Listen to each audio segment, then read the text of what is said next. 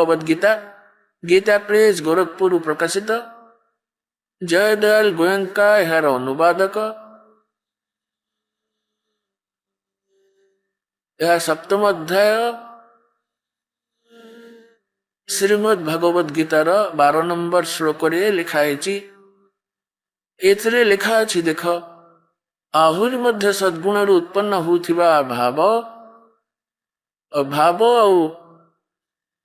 आउ दुई रजगुण आउ तम गुण द्वारा होउथिबा ई भाव से सब मो द्वारा उत्पन्न होइछि बोली तू जाने, परंतु वास्तव रे मु ता भितरे आउ से मो भितरे न थाए। तेबे रजगुण सद्गुण तम गुण ए सब कौन यार कॉन्सेप्ट क्लियर करबा को एबे पड़िबा हमको। रजगुण ब्रह्मा, सतगुण विष्णु, तम गुण शिव शंकर। मार्कंडेय पुराण रे देखिबे एठारु तबे आरंभ करिबा।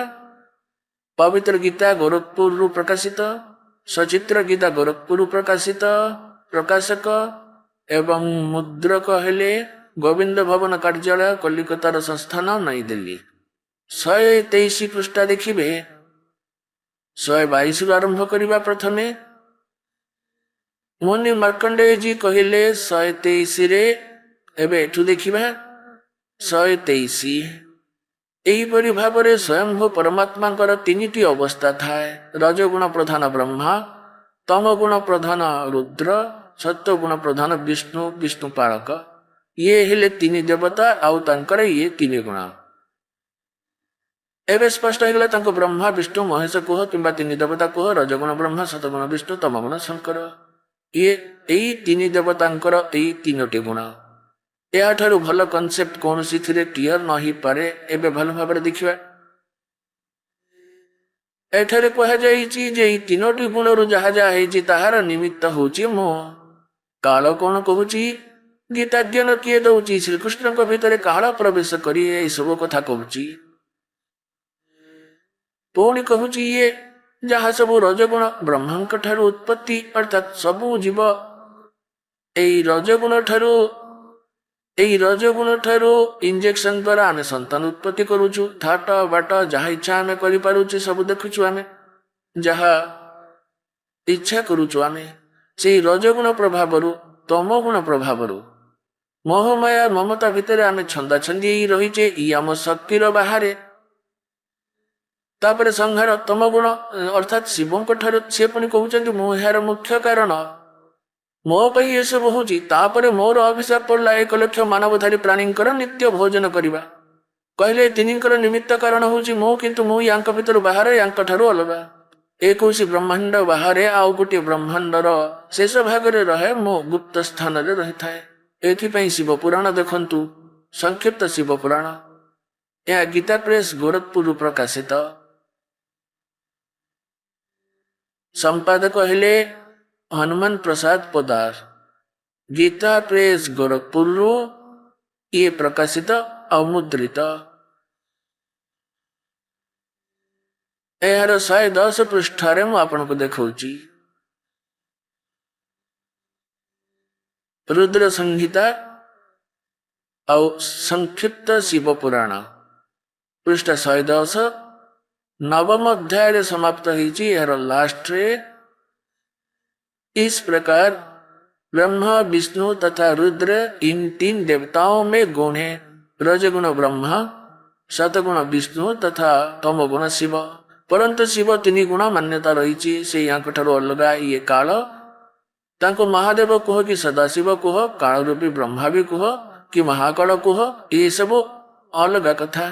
श्रीमद देवी भागवत आहुरी कॉन्सेप्ट क्लियर करुची, जहा सत्य संस्कृत सहित आउ बॉम्बे श्रीकृष्ण दास वेंकटेश्वर प्रेयसी याको मुद्रित करिची।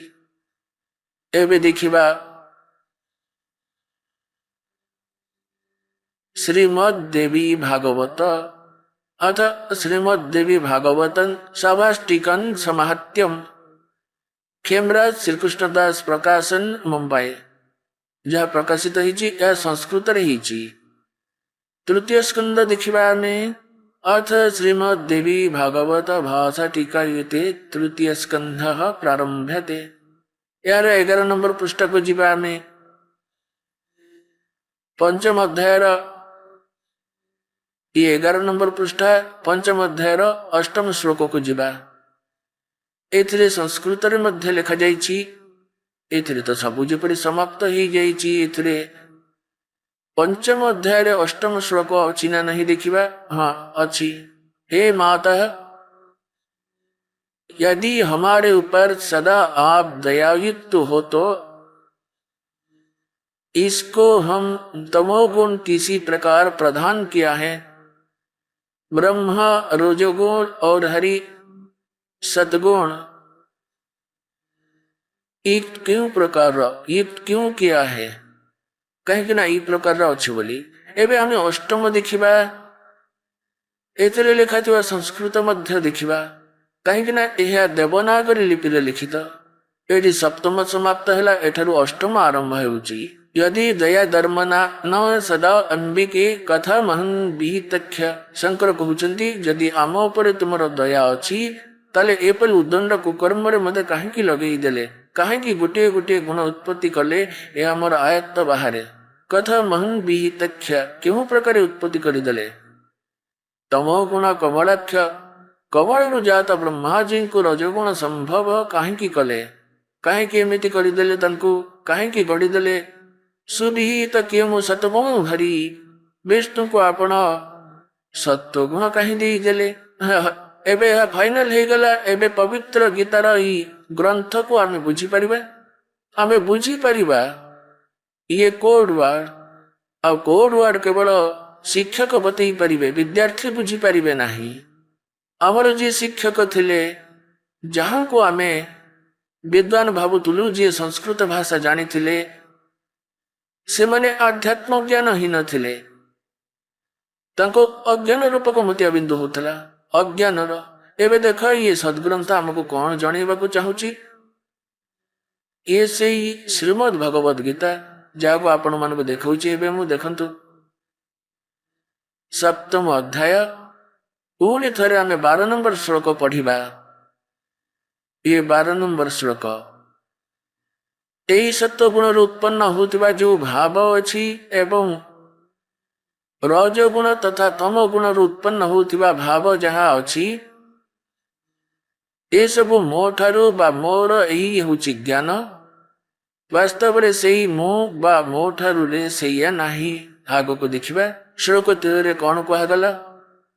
गुणर कार्य रूप हैला सात्विक, राजस एवं तामस। एही तीन प्रकार भाव द्वारा ए समग्र संसार प्राणी समुदाय मोहित हेउछंती। एही तीन गुणर ऊर्ध्वरे रजगुण ब्रह्मा, सतगुण विष्णु, तमगुण शिवंक उपरे मो अविनाशी मते जानती नाही। काल कहे ब्रह्मा विष्णु शिवंक ठारू ऊर्ध्वरे थिबा मो को सारा संसार जानती नाही। सारा संसार सेही जाय सीमित।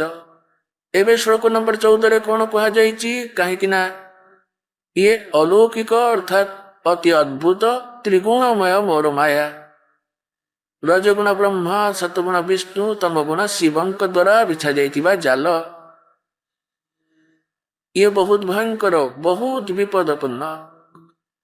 और जो व्यक्ति मत निरंतर भजंती से माने माया को लंघन करी चले जाती, अर्थात ब्रह्म साधना करती, यार ऊपर को उठी जाती, से माने अधिक लाभ प्राप्त करती। से माने ब्रह्मा विष्णु महेश्वर ठारू अधिक लाभ महास्वर्ग को चली जाती। यार भाव होर देखा भाग 15 श्लोक अध्याय 7 रे गीता रे ये सुंदर वर्णना है जे माया द्वारा जहां को ज्ञान हरण हो जाइछि। त्रिगुणी माया रजगुण ब्रह्मा, सतगुण विष्णु, तमगुण शिवं को आग को कहीं मानिबा पई प्रस्तुत नुहंती। यांकर बुद्धि ये बंद हो गला। एमान द्वारा जहां को ज्ञान हरण हो सारी रजगुण ब्रह्मा, सतगुण विष्णु, तमगुण शिवंकर माया द्वारा यांको आगे आउ कहा को भक्ति करती नाही। ए विषय कहा जाइछि अवसर स्वभाव को धारण करथिबा मनुष्य भितरे अह नीच नराधम एवं दुष्कर्म करुथिबा मूर्ख, दुष्कर्म करुथिबा मूढ़ लोक मते भजंती नाही। अर्थात सीधा यार अर्थ होची भजन करिबा कथा ब्रह्मा विष्णु महेश्वरंकर पूजा करती से गीता ज्ञानदाता कहते कि से मत भजंती नहीं कहीं ना यह काल कहूची एवं पढ़ 15 अध्याय 7 कौन कहे जे माया द्वारा जहां को ज्ञान हरण होती त्रिगुणीय माया रजगुण ब्रह्मा सतगुण विष्णु तमगुण शंकर जिते बुद्धि बंद हो गला शुणती नहीं केबे कहा कथा संपूर्ण असर स्वभाव धारण करने राक्षस स्वभाव धारण करनी मनुष्य भितर नीच दूषित कर्म करुवा मूढ़ लोक मते आदौ भज